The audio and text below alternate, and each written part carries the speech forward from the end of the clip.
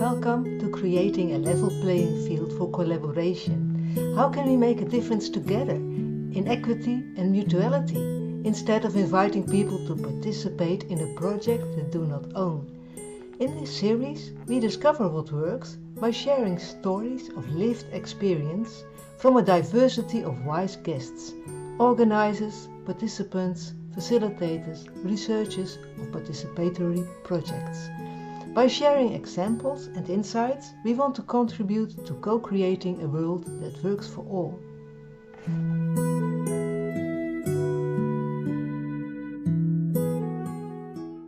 In this episode, we welcome Lieteke van Vucht Tijssen.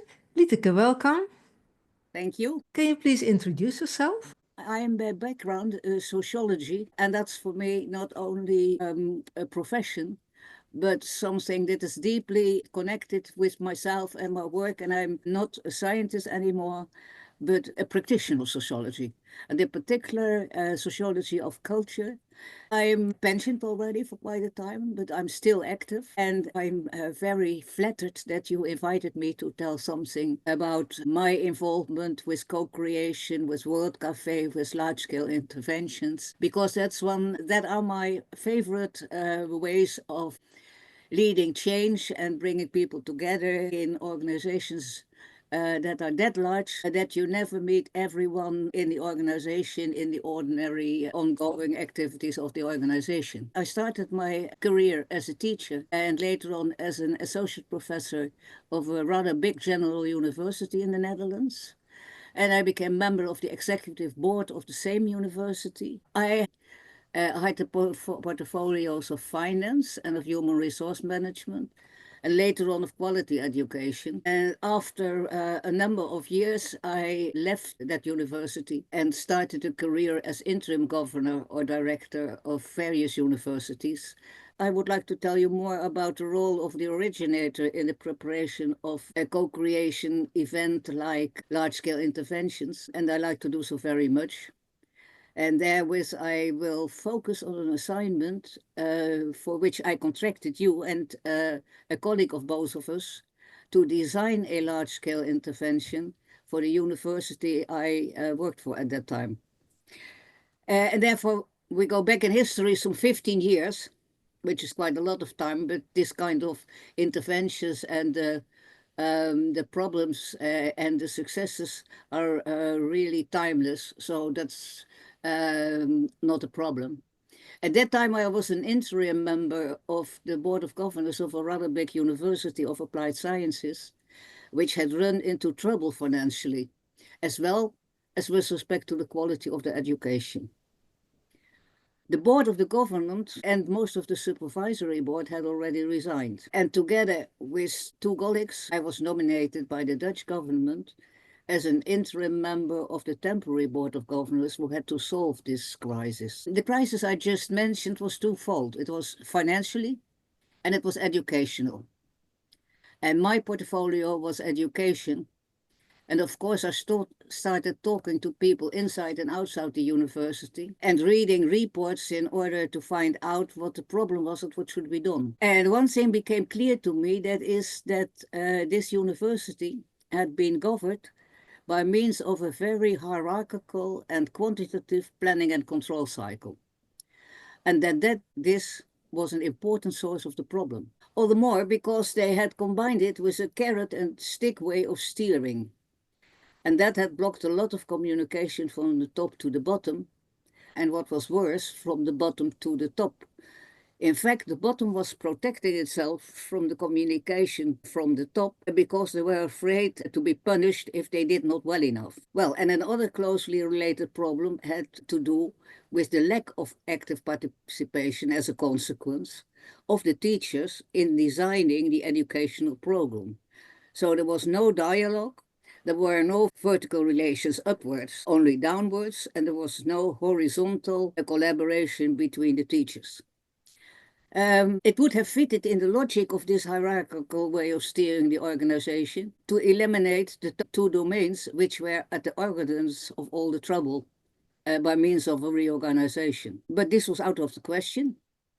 It would be very costly and it would not have solved the quality problems on the educational level. Far from that. More recently, there had already been a reorganization, and nobody was in the mood for another one. So I, as responsible person for the improvement of the education, I had to find another way out. And my first concern was to look at the educational standards we had to meet in order to obtain the grades sufficient or more for the quality of education, because that was the particular crisis, the lack of quality of the education.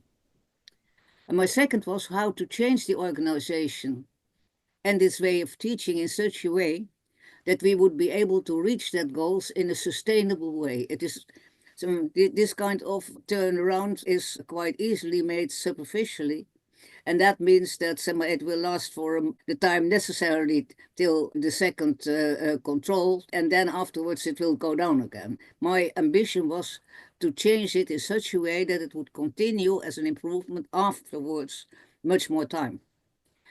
Consequence of a top-down planning and control-driven quantitative way of steering is that the management process becomes the primary process, and that every attention and every effort to improve that goes into the management process. And that's on the detriment of the education. While the main objective of a university still is and was clearly to offer good educational programs and diplomas to students with impact. And as a matter of fact, our University of Applied Sciences was not the only one into trouble. Elsewhere in the sector, quality was also going down. And the Dutch government, therefore, had decided that the whole sector needed to develop another culture about education, not a managerial culture anymore, but a culture that they called a quality culture for education. And the basis for that would be a quality as a professional attitude of the teachers. And that was something new. And that was easier said than done. But nevertheless, we were not in a position to hesitate very much, but because we had to improve the education rather fast. We took the challenge.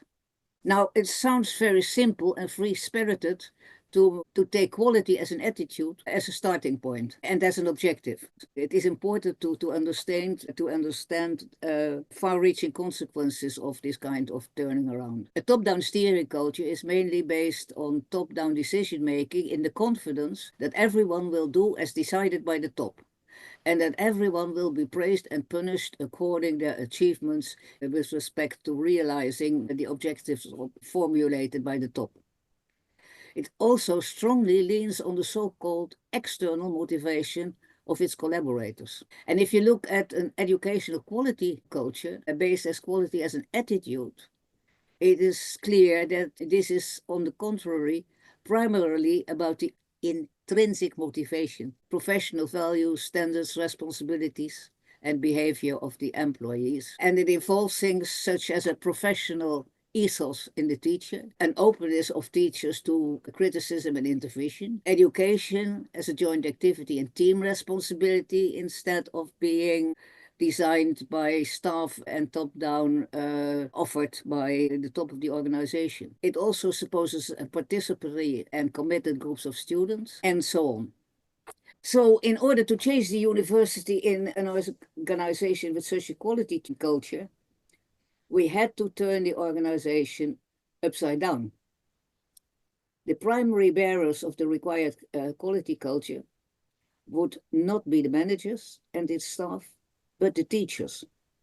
Teachers are in that culture the frontline soldiers. The change from the hierarchical management process therefore first had to focus on the mental schemes and the practices of the teachers, and at the same time on the active participation of students in their own education. And if we would succeed in realizing this, that would mean that we not only would improve the quality of the education, but that we also would earn back the autonomy of our university, which at that time was on close observation of the government. So once decided that we would take a quality culture as an objective, how could we address each other as a board and the top management on this? And how could we involve the entire organization in this revolution? Preaching top-down would be a very bad idea to create a change bottom-up. And apart from that, we had to overcome some real blockades in the communication from various sides amongst each other. So we needed to find a way in which we could activate the whole community in order to do this turn together and focus therewith on the educational process and appeal to the inner drive of the teachers. And the inner drive of the teacher is mainly the passion for the profession and the pride in their professionalism. And luckily, we discovered that although they were working in a top-down, managerial-driven organization, there was still such a passion and such a pride with the teachers. So by actively involving them in developing and monitoring the quality of education, we would create ownership. As this development would have consequences for each and everyone in the organization, it had also to take place in the specific context thereof and in consultation with other stakeholders, such as students and representatives of the professional field and with the controlling organization. And this all had consequences for the change approach. With the help of my colleagues, I already tightly controlled the short-term recovery process for the red card programs from the top down. But at the same time, I use this broadly spread to embed the legal quality standards throughout the institutions. And besides, I also had introduced quality reports on the educational programs next to the quantitative ones. And that were 3 months reports. So that was also quite a measure already. In an earlier assignment, which had to do with culture in a very large international organization, I had worked together with a colleague consultant of the firm, and this colleague was an expert on large-scale interventions. And I had organized with her an event on a rather large scale, which had turned out very well. Therefore, I approached her again and asked her if she could design a similar process for me again. And she proposed me to choose a so-called large-scale intervention approach, which is a proven approach to initiating and supporting such a thorough turnaround process as I wanted to organize. And she suggested to involve you as another LSE expert, as partner in the implementation of the assignment. It is a participatory approach for organizational change and community building. And the term large scale not only refers to involving the entire system of stakeholders, where a large number of people can be worked with, but characteristic is that at one or more moments, representatives of the whole system, the stakeholders, are working in the same space to form a joint picture of the situation and to take responsibility for a desired and feasible future. This approach is theoretically well-founded, and research shows also that LSI is effective for questions for which we need each other for success. And that is very important when you want to organize a change process in a government-controlled university. You have to do that with a science-based method in order to get the confidence that you're doing well. And it was also in the line with the open discussions that we stimulated throughout the organization, in which we tried to set a good example ourselves. An advantage was also that the change process itself would remain a management responsibility. Thus, the management could continue to play an important role in the organization thereof, and that diminished a lot the resistance of the top-down use management. They could still focus on an important task, the development of a sustainable quality for the coming years. So, paradoxically, with an LSI approach, the usual top-down culture and decision-making could moreover be combined with the input of a large group of lecturers, students, and other stakeholders. And the process would set up a clear and strict management and decision-making lines from the executive board. So we would still steer on the one hand on the managerial level and at the same time also support the horizontal level in creating a quality and in particular teachers in creating that quality culture. The first thing I did was something I brought from my experience from my first job at the university. I nominated a program commission composed of representatives of all the relevant internal stakeholders of the university.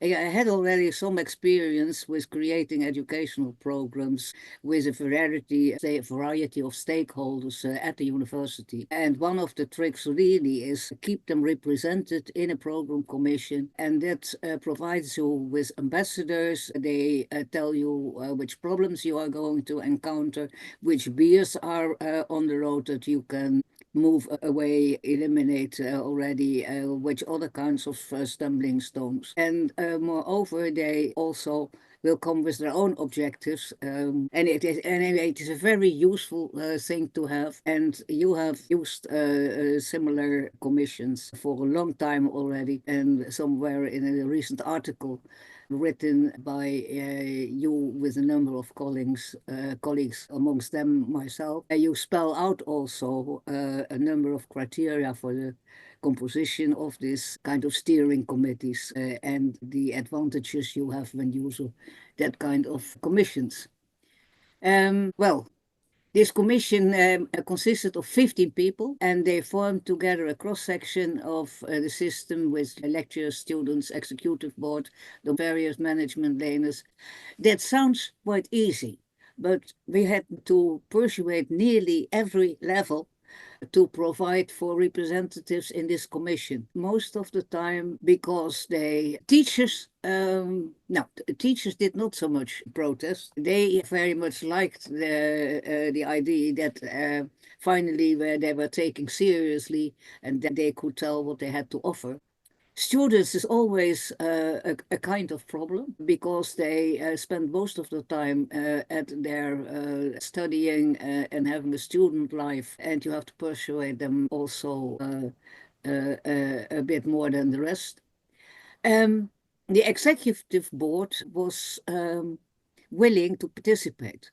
And that was very important, but it's also, if you compare that with executive boards in other organizations, it's one of the rare birds which participated in this kind of process. Most of the executive boards try to keep a little bit away until they certainly know that it will be a success instead of participating in making it a success. I got them on board because I could persuade them that in a situation of urgency in which we were, that it was necessary to have them immediately on board in order to know what was going on in their university and how we could change.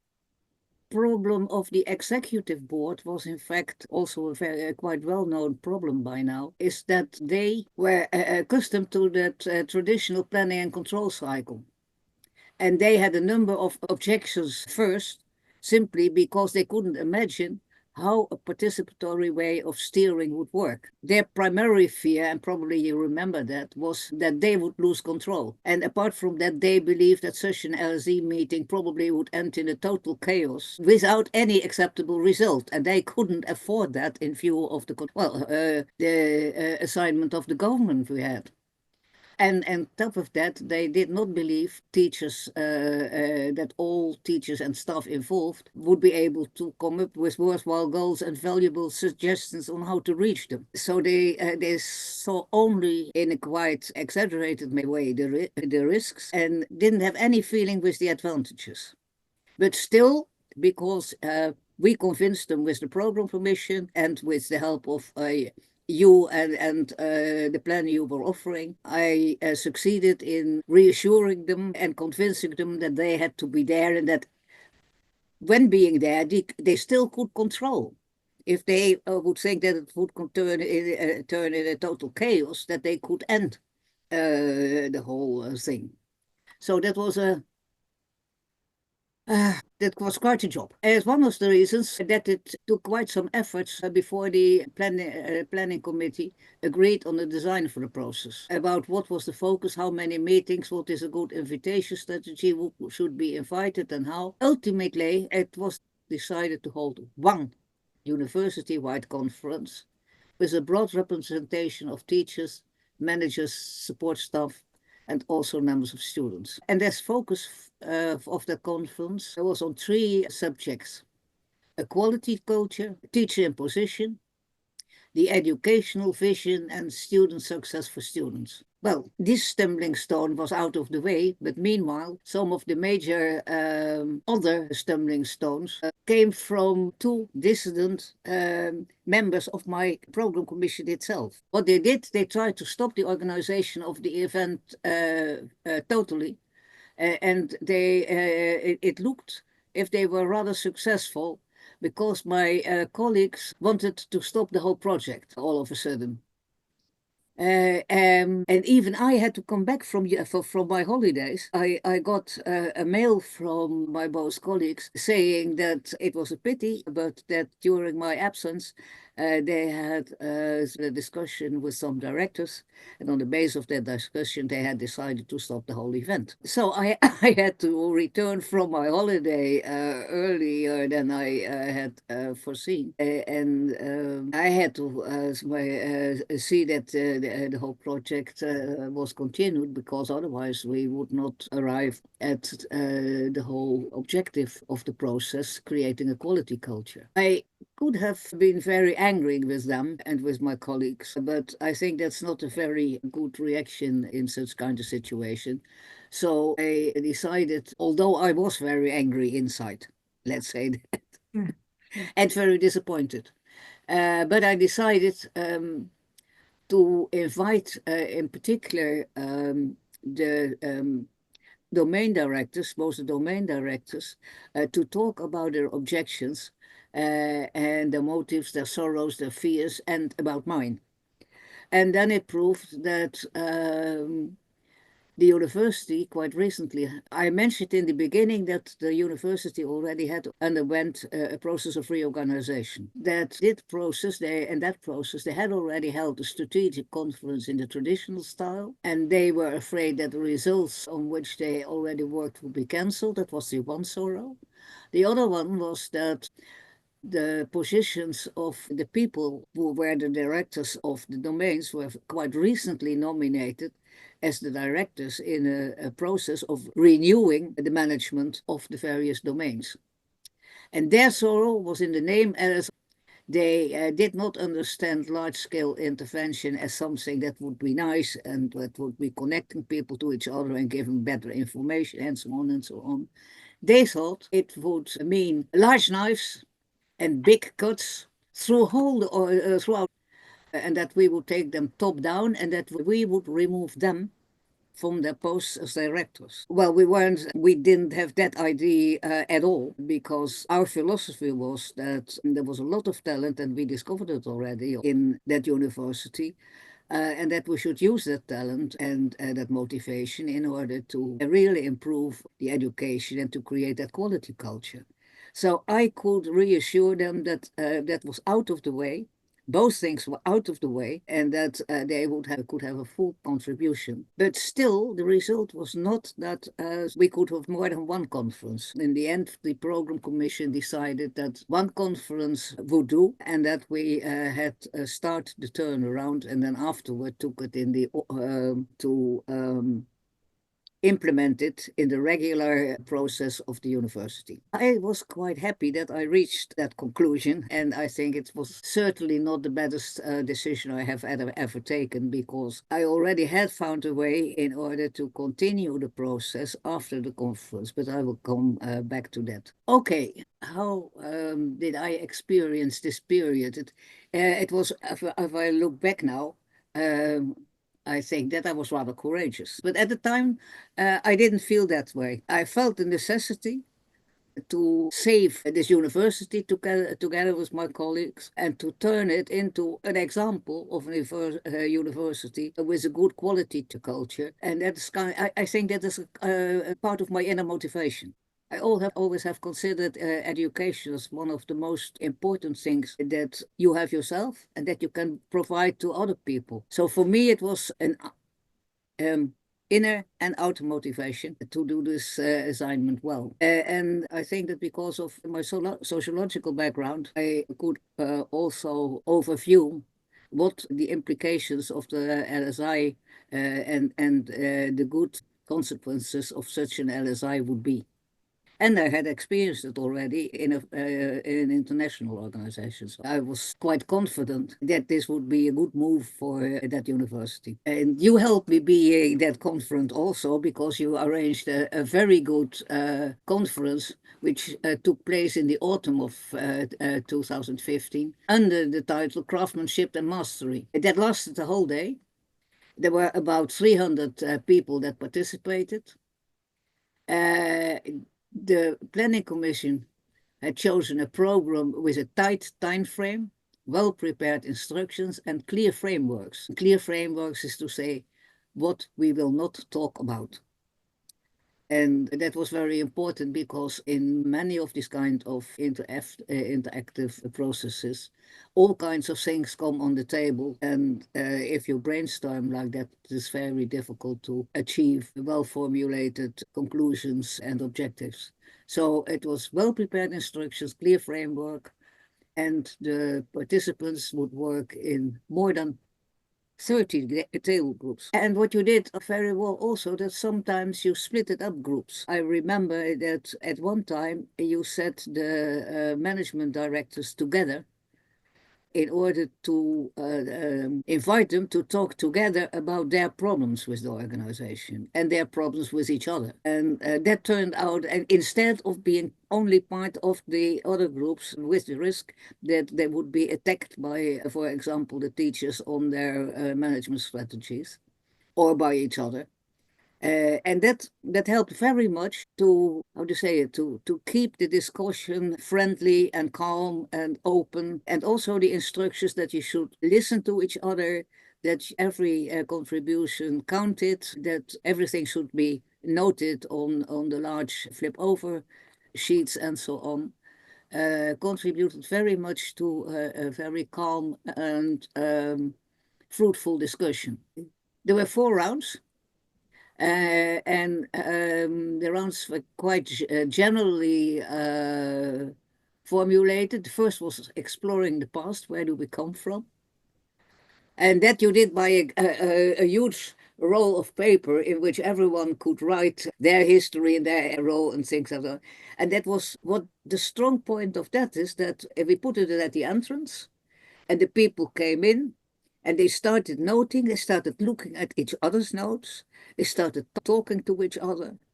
And they came in, not in groups of similar people.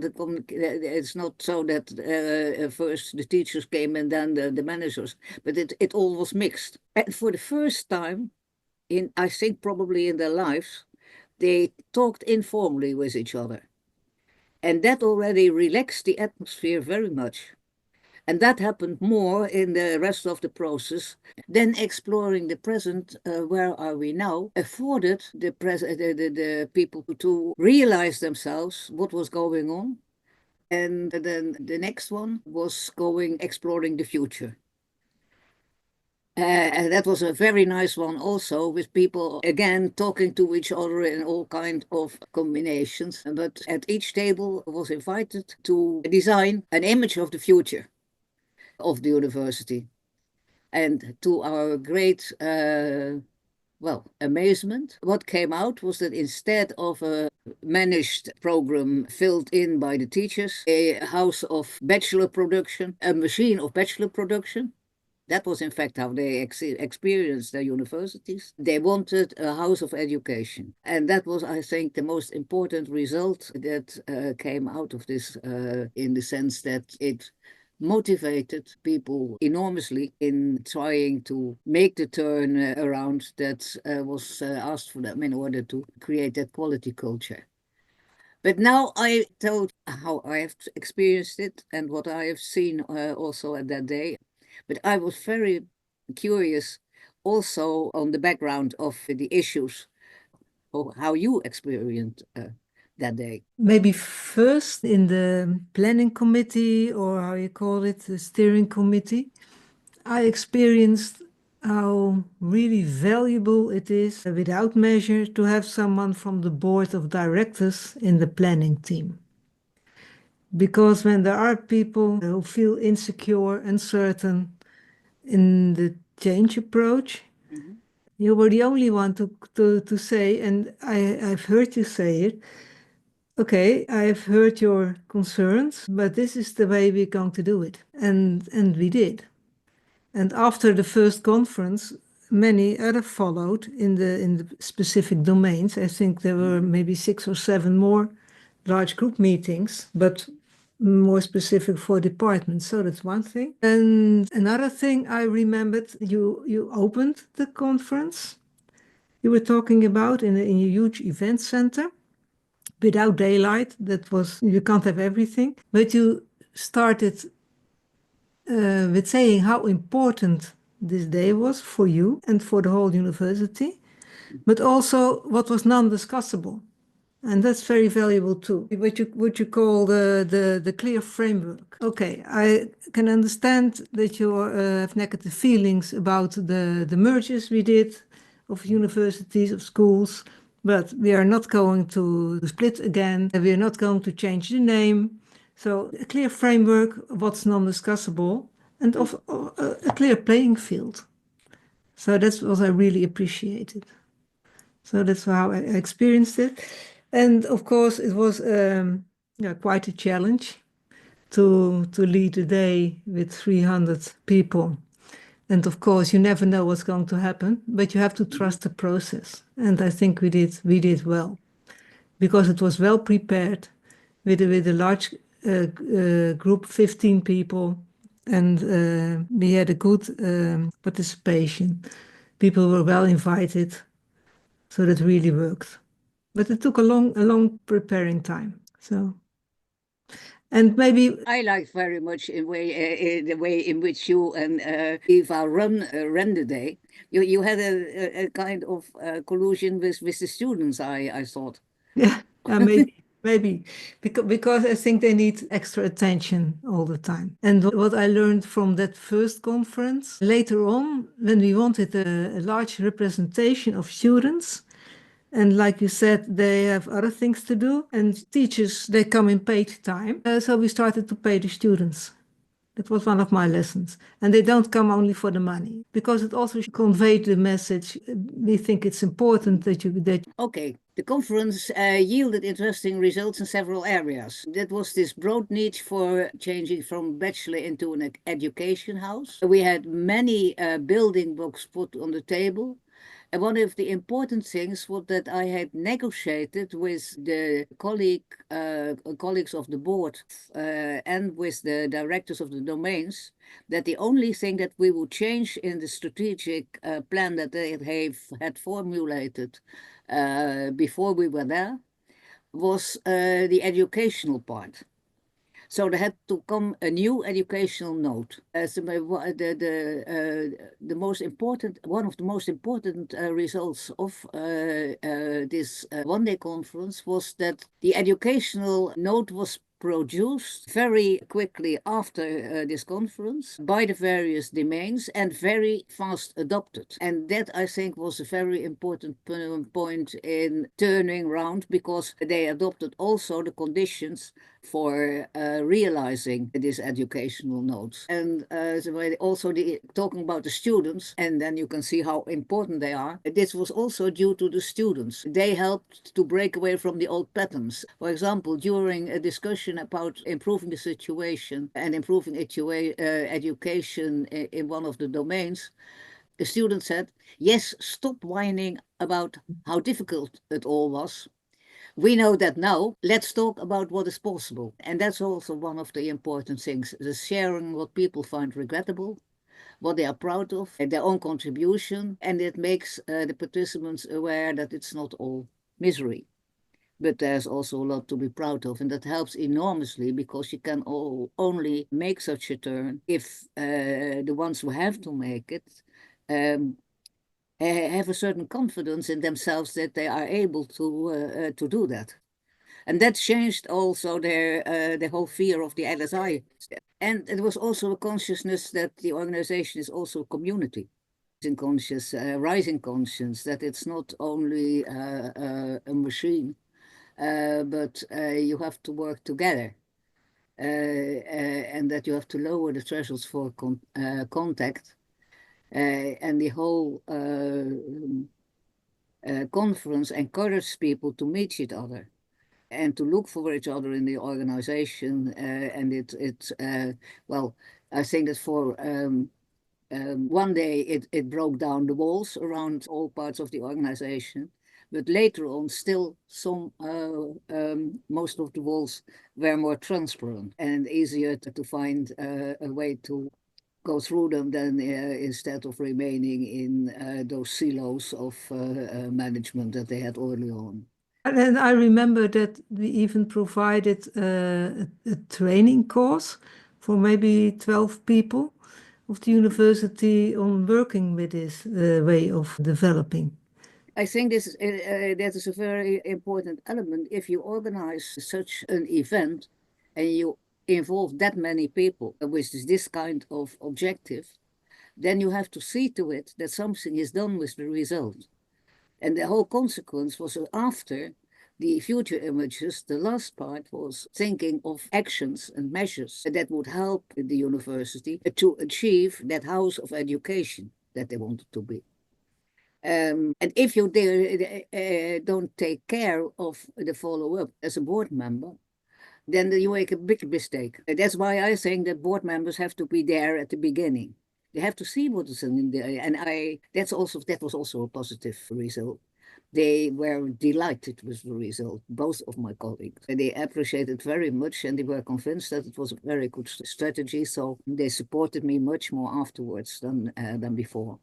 But you have to see really that the organization does something with the output and the outcome of the conference. So we have to organize that. And as we had no expertise in our organization, in that organization, with respect to lead this kind of processes and to organize them, I had to provide the organization with that kind of expertise on the level, because the domains had promised to pick up the results and to implement them themselves in their part and produce that educational note and also carry it out in action. And the only what they themselves could do was managing top down. And therefore I provided them. I asked you to train a number of willing staff members to be able to also guide those kind of and organize those kind of events for their domains. And I gave the choice to the domains to choose for themselves whether they wanted to improve the quality in the traditional way or they would make the turnaround. Most of them made the turnaround. And in the end, I was informed that all of them have made the turnaround some years ago already. And what happened was, in fact, that there was a visit of the Quality Commission later on in April. And we passed the first, how do you say it? The first audit. And we got some more time, but at that time I had left the organization already, but I was following, and there were a number of domains indeed made already at that time the turnaround. But some years later, they appointed, and that proves already that they were, as an organization, it takes a reality, it takes some 3 or 4 years before you can make this turnaround with the whole organization. The disadvantage of the Dutch audit and control system is that it wants it to be in 1.5 years or 2 years, which is, well, a very difficult task. So you have to focus on some core points, and that was done. And I think that after 4 years that my successors continued with this movement. And after some years, they appointed as the successor for the then governing.